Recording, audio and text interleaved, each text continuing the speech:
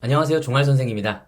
우리가 세상을 살면서 다른 사람들에게 어떻게 보여지는가는 정말 중요한 문제죠. 바보 같아 보이는 사람, 능력 없어 보이는 사람보다는 이왕이면 머리 좋은 사람, 능력 있는 사람으로 보이는 게 좋겠죠. 그렇다면 말 잘하고 잘 듣는 대화 테크닉 이외에도 약간의 연출이 필요합니다. 실제로는 머리도 좋고 능력도 있는데 그렇게 보이지 않는 사람은 오래 지내다 보면 당연히 그렇지 않다는 걸 알게 되겠지만 그 사람은 분명 손해보는 게 많이 있을 겁니다. 능력 있는 사람은 왠지 자신 있어 보이고 의연해 보이고 일을 잘할 것 같은 분위기를 뿜어내는 사람을 말하는 것이죠. 보는 사람 입장에서 그 사람이 자신감 있어 보이는데 왜 그렇게 보이는지는 모르겠지만 굳이 그 이유를 알 필요가 있을까요? 그냥 그렇게 보이면 그런 사람인 거잖아요.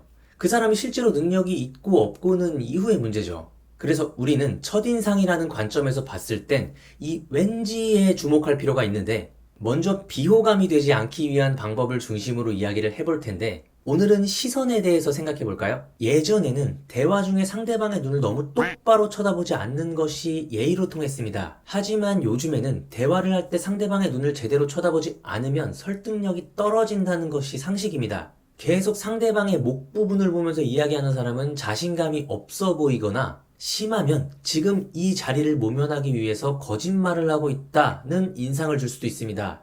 제가 지금 여러분 앞에서 시선을 이렇게 두고 이야기를 하고 있다고 생각을 한번 해보세요. 지금 현재 비즈니스계에서 통용되는 시선의 상한선은 이마 한가운데, 하한선은 넥타이 매듭 정도입니다. 항상 이 범위를 유지하되 중요한 이야기를 할 때는 비즈니스 존을 쳐다보면서 이야기하는 것이 가장 이상적인 시선 테크닉이라고 할 수가 있겠습니다. 비즈니스 존은 상대의 두 눈과 미간을 연결하는 삼각형을 말합니다. 이 정도? 예를 들어 보험사 직원의 경우 서류나 약관을 보면서 이야기를 할 때 포인트가 되는 이야기를 할 때마다 고개를 들어 비즈니스 존을 쳐다보는 것이 이상적입니다. 직접 한번 해보시면 상당히 효과적인 것을 느끼실 수 있을 겁니다. 단, 그때 상대방을 향해 비스듬한 자세를 취하고 있으면 안 됩니다.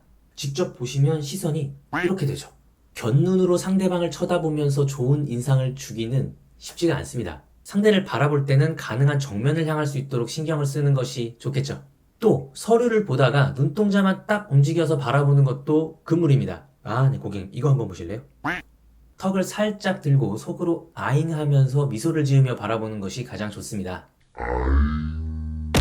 비즈니스 존은 급소입니다. 비호감의 눈빛으로 비즈니스 존을 때리면 내가 비호감으로 낙인 찍힐 수밖에 없습니다. 나도 모르게 하고 있는 좋지 못한 습관이 있다면 한번 찾아보고 고쳐보는 건 어떨까요?